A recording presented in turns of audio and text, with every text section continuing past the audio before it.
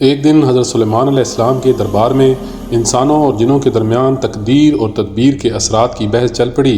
جنوں کے پاس بھی مضبوط دلائل تھے کہ اچھی اور محفوظ تدابیر سے تقدیر کو بدلا جا سکتا ہے، اور انسانوں کی طرف سے بھی تقدیر کے اٹل ہونے پر مضبوط دلائل تھے۔ حضرت سلیمان علیہ السلام نے بہت بڑھ چڑھ کر بولنے والے جن سے کہا، اگر تمہیں اپنی دلیل کے اٹل ہونے کا اتنا ہی یقین ہے تو ثابت کر کے دکھاؤ۔ جن نے کچھ عرصے کے لیے اجازت مانگی جو اسے کچھ سالوں کے لیے دے دی گئی۔ یہ جن دن رات ترکیبیں سوچتا کہ ایسا کیا کروں کہ اپنے دلائل ثابت کر سکوں۔ ایک دن انہی خیالات میں اڑتا ہوا جا رہا تھا کہ اس کی نظر پڑوسی بادشاہ کے محل پر پڑی۔ اس کے وسیع و عریض چمن میں نوعمر شہزادی اپنی کنیزوں اور سہیلیوں کے ساتھ چھپن چھپائی کھیل رہی تھی۔ وہ اپنی سہیلیوں سے چھپنے کے لیے الگ تھلگ درخت کے پیچھے چھپی ہوئی تھی۔ اس جن نے فوراً شہزادی کو غائب حالت میں ایک رومال میں دوا سنگھا کر بے ہوش کیا اور لے کر اڑ چلا۔ اس نے ایک بڑے اور گھنے درخت کی شاخوں کے درمیان ایک دم ایک آرام دہ کمرہ بنایا۔ اس میں شہزادی کی ضرورت کی اور کھانے پینے کی تمام اشیاء رکھ دی تاکہ شہزادی ہوش میں آئے تو اچانک پریشان نہ ہو جائے۔ یہ درخت ایک خوب چوڑے دریا کے درمیان میں تھا۔ دور دور تک صرف جنگل و بیابان تھا۔ ہوش آنے تک جن مناسب شکل میں ایک بزرگ کی صورت میں آ گیا۔ شہزادی ہوش میں آئی تو رونا دھونا شروع کر دیا اور کھانے پینے سے انکار کر دیا، کیونکہ اس تبدیلی نے اس کے حواس گم کر دیے تھے۔ جن کو اندازہ تھا کہ انسان تعدیر نئی جگہ، لوگ اور ماحول کو اپنا نہیں پاتا، اس لیے اس نے ان کی تمام ضروریات کی چیزیں رکھیں اور یہ کہہ کر نکل گیا، ابھی تم آرام کرو۔ نوعمر شہزادی غم و دکھ میں روتے روتے سو گئی۔ جن اگلے دن بزرگ کی شکل میں آیا اور اسے پرشفقت انداز سے جھوٹی تسلیاں دی تاکہ وہ بیمار نہ ہو جائے، کہیں بادشاہ معظم اسے سزا نہ دے۔ شہزادی کی پسند کی چیزوں کے متعلق پوچھا اور اگلے دن آنے کا کہہ کر چلا گیا۔ آہستہ آہستہ شہزادی جن کی عادی ہوتی چلی گئی اور وہ اسی سے اپنی ضروریات کی چیزیں منگوانے لگی۔ وہ آس پاس کی کھڑکیوں سے جنگل یا دیر دریا کا نظارہ کرتی۔ اسے اپنے جیسا اور کوئی انسان نظر نہ آتا، لیکن جن جسے وہ بابا کہنے لگی تھی کے بارے میں جان چکی تھی کہ وہ ایک جن ہے جو کمرے سے نکلتے ہی وہ غائب ہو جاتا ہے، جبکہ باہر کوئی سیڑھی نہ تھی۔ وقت گزرتا گیا اور شہزادی نو عمری کے دور سے جوانی کی دہلیز پر قدم رکھ دیا۔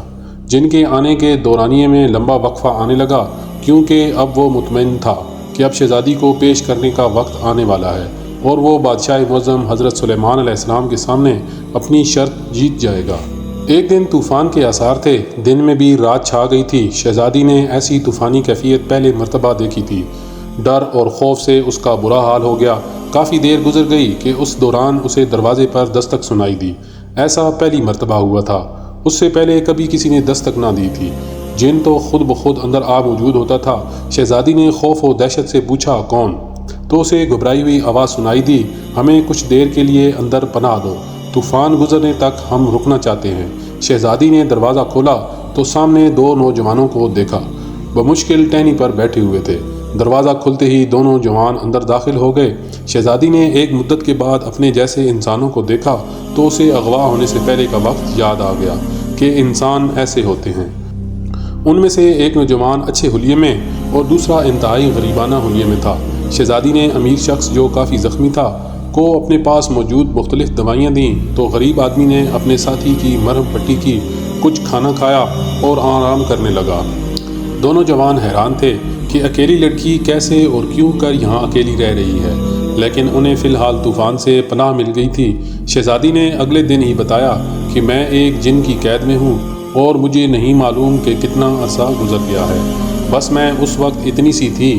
شہزادی نے ہاتھ سے اشارہ کر کے بتایا تو نوجوان کو اندازہ ہوا کہ وہ اس وقت 7 سال یا 8 سال کی ہوگی اور اب اس کے اندازے سے 12 سال گزر چکے ہیں۔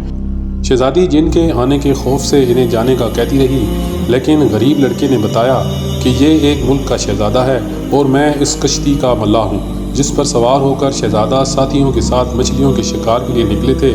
اس طوفان نے کشتی بری طرح تباہ کر دی۔ باقیوں کا کیا بنا، صرف ہم دونوں ایک تختے سے چمٹ کر اس درخت کی لمبی شاخوں سے اٹک گئی۔ چڑھتی طوفانوں لہروں سے بچنے کے لیے درخت پر چڑھے تو کمرہ دیکھ کر حیرت بھی ہوئی اور بچنے کی امید بھی، لیکن یہاں تو ایک اور ہی ماجرا نظر آ گیا۔ شہزادے نے کچھ بہتر ہونے تک ٹھہرنے کی اجازت چاہی۔ شہزادی نے بتایا کہ جن انہیں زندہ نہیں چھوڑے گا۔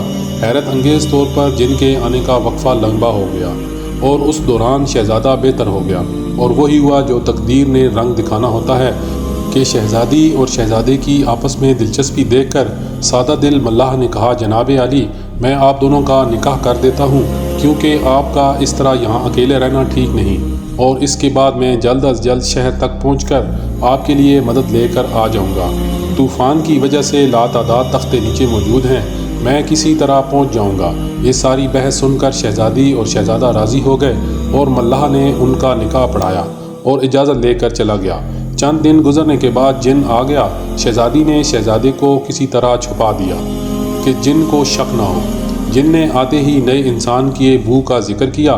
شہزادی نے کہا، خود سوچو یہاں کوئی کیسے آ سکتا ہے؟ دریا کے درمیان ایک اکیلا درخت، اس قدر بڑا طوفان گزرا کہ اس کی بو سے تم پریشان ہو رہے ہو۔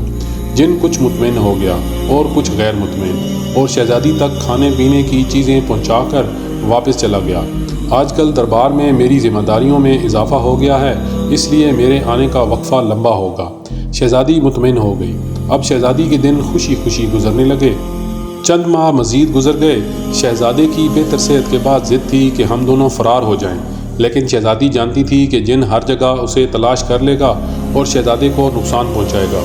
شہزادے کو ملاح پر بھی حیرت تھی کہ اتنا عرصہ گزر جانے کے بعد وہ نہیں واپس آیا۔ اب شہزادی ماں بننے والی تھی۔ شہزادہ سخت پریشان تھا کہ وہ اکیلے سب کچھ کیسے سنبھالے گا۔ شہزادی کو جن کے آنے کا احساس ہوا جو اسے اندازہ ہو جاتا تھا۔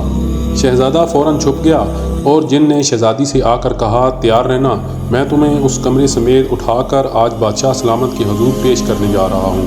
یہ ایک شرط تھی جو میں نے جیتنی تھی اور اب میں جیت گیا ہوں۔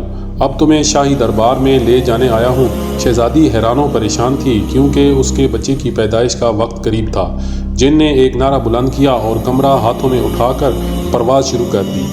چند منٹوں میں جن بادشاہ وقت حضرت سلیمان علیہ السلام کے دربار میں پہنچا اور فاتحانہ انداز میں درباریوں سے مخاطب ہو کر کہا کہ 12 سال پہلے تقدیر اور تدبیر کی جو بحث چلی تھی کہ جو لکھا گیا وہ بدل نہیں سکتا، میں نے فلاں بادشاہ کی بیٹی کو اغوا کیا جس کی منگنی فلاں بادشاہ کے بیٹے سے ہو چکی تھی، لیکن اب اس شہزادے کی کشتی کے حادثے میں انتقال کی تصدیق کروا لی تو مجھے احساس ہوا کہ اب شہزادی کی شادی کہیں اور ہو سکے گی اور ہم تقدیر کو تدبیر سے بدل سکتے ہیں، ورنہ اس شہزادی کی شادی اسی شہزادے سے ہو جانی تھی۔ حضرت سلیمان علیہ السلام نے دروازہ کھولنے کا حکم دیا تو اندر سے ایک شہزادی کے بجائے 3 افراد برآمد ہوئے، شہزادی، شہزادہ اور ان کا بچہ۔ جن نے یہ سب دیکھ کر ششدر رہ گیا۔ حضرت سلیمان علیہ السلام نے اس شہزادے سے پوچھا، تم اس فلاں ملک کے شہزادے ہو؟ شہزادے نے شروع سے لے کر آخر تک سارا قصہ سنایا۔ جن حضرت سلیمان علیہ السلام کے قدموں میں گر گیا، لیکن حضرت سلیمان علیہ السلام نے اس کو عمر قید کی سزا سنا دی کہ اللہ پر یقین محکم نہ ہو تو ایسی بحث میں قدرت کو چیلنج کرنے والی حرکت ناقابل معافی ہوتی ہے۔ شہزادی اور شہزادے کو ان کے لواحقین کے آنے تک شاہی مہمان خانے میں ٹھہرایا گیا۔ ناظرین و سامعین، امید کرتا ہوں آپ کو یہ ویڈیو پسند آئی ہوگی۔ اگر یہ ویڈیو پسند آئی ہو تو چینل کو سبسکرائب کر کے بیل آئیکن کو پریس کر دیں۔ جزاک اللہ۔